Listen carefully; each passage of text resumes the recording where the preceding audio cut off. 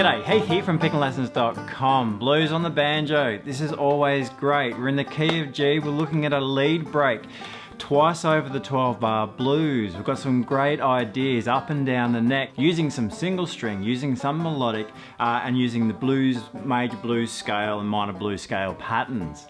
Now, in a moment, we're going to take a look at the first 6 measures to get us going. So typical 12 bars on each variation. So we'll take a look at our first 6 measures for those ideas, but if you head to pickinglessons.com, we're going to break down the remainder of the tune in the members section. You'll also be able to grab yourself a copy of the tablature for the complete arrangement there as well. Plus you'll have some backing and play along tracks to practice along with, so pickinglessons.com. Let's start out having a look at these first 6. We are in standard tuning, key of G, so standard tuning on the banjo. We're moving around a bit using some single string and melodic. So our right hand fingering, when we approach this, one thing we could do is use our thumb all the way through. So just a quick example is first opening measure. The tempo we're playing, that would work. What I prefer to do though is use a combination of thumb and a finger, so index or middle. And as you work your way through, the right hand, realistically, you'll find these notes. There's only a couple of passages where you need to be careful, but the right hand is kind of straightforward. This is not a beginner break.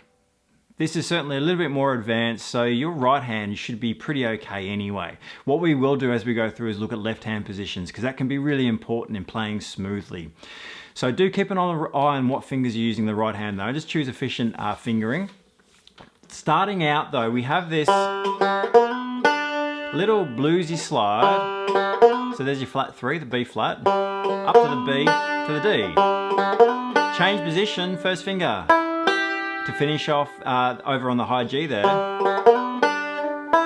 Through the pentatonic scale, and we're going to shift up into fret 9, up to that B, so the major third.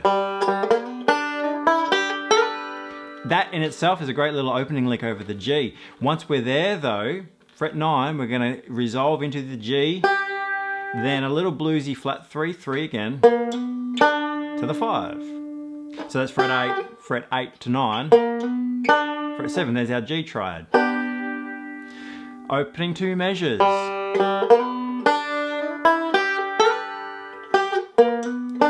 If you can see your chord positions, so there's a G, here's a G. We're working around those with our scale notes as passing notes.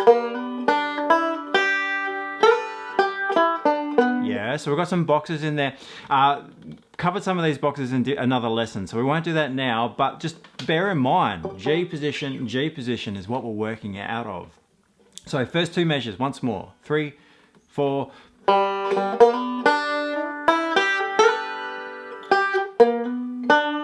So fingering, right hand, I'm going to talk you through what I'm doing there. I'm going thumb, index, thumb, middle again. There's going to be times where that happens. Index, thumb, and index. Yeah? If you've been picking banjo for a while, you're going to be ready for this, and the fingering should be okay, especially if you've done some melodic and single string work before. So bear in mind those positions, we're working from G to G. Something we're also doing is playing with a shuffle feel, so it's not straight.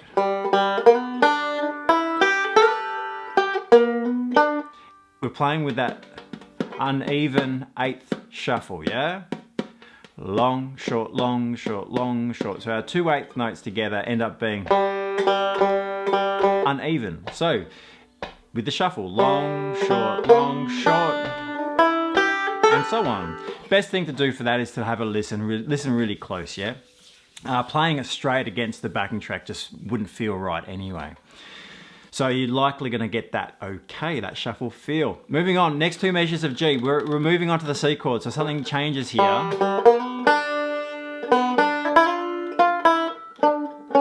Leading us to the C. So we start out in the same idea, that G, slide from the flat 3 to the 3, yeah, to the 5th, and then play those two notes again, into the F. So the F gives us that G7 sound. The F is the dominant 7th in the G chord. So up to the 6th fret there. Now in this position we're going to run through to the C. In this little position here. So 6, 5 to the E, D, D flat, C, yeah? So C is our next chord change.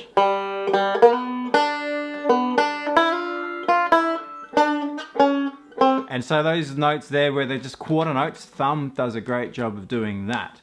You can punctuate them, or you can just play them full legato. Yeah, either way is okay. So first of all, we'll go to the next two, then we might try the first 6. So when we hit the C chord, we're at measure 5 now. This is our first change.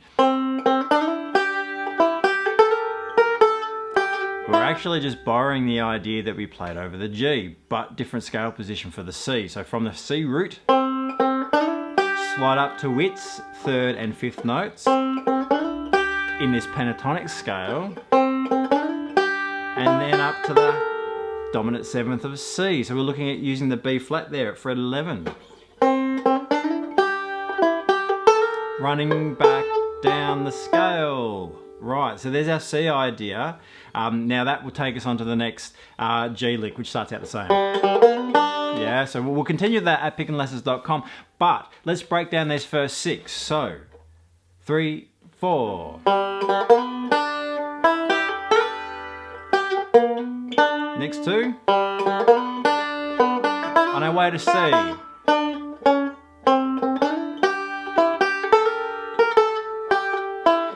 Back to G will be the next change. Try it once more with me, we'll just go a little bit slower. 3 and 4 and 1. Position change.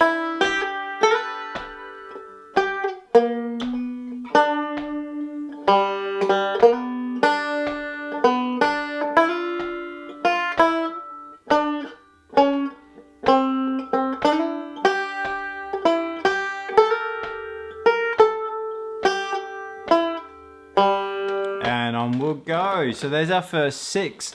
Pickandlessons.com, we will break down the remainder of this in the members section, but grab yourself a copy of the tableau as well to work through. So 2 variations, a couple of different endings as well. So we've got a nifty little ending the second time through to finish off the whole thing, but we've also got a repeat ending. So when we just catch the D7 before we repeat. So we'll check all that out, but there's some great variations in the second half as well, so really awesome. It's pickandlessons.com, head over there, we'll break it all down together. See you there.